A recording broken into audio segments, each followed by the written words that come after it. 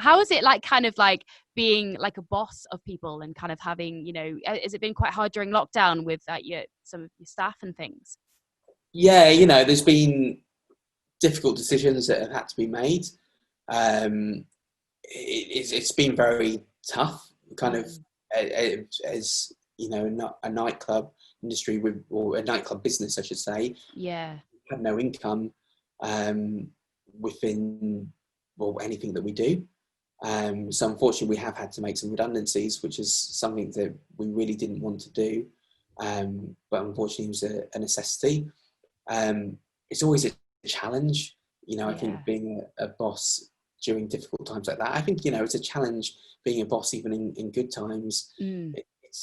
It's funny because I fell into being a boss in terms of propaganda just grew organically. Initially it was me, and then we took on one member of staff, and it just grew and grew and grew. So suddenly I was a boss of 15, 20 people Wow. working full time, not even counting the hundreds of people that used to be our promotion staff, kind of flying on the streets.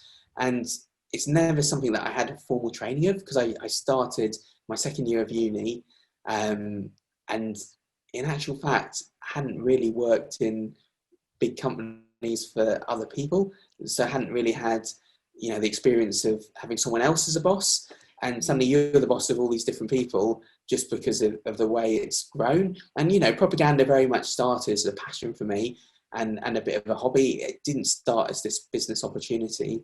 And suddenly I remember, after I graduated from uni, I had this debate on what I do and whether I continue it. And I suddenly had a bit of almost a moment of shock, thinking, oh God, this is actually my full-time job now.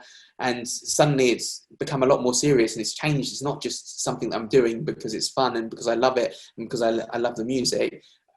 Suddenly all these, well, initially it was just me, but having to rely on this for my income, and then suddenly Yeah. plenty of other people having to rely on propaganda to pay them. It really changes the dynamic. But don't get me wrong, I still have an absolute passion for indie music, and that passion has never died. It's just strange when it morphs from being a passion project and a hobby to actually becoming a proper business and a full-time job, and a full-time job of many people.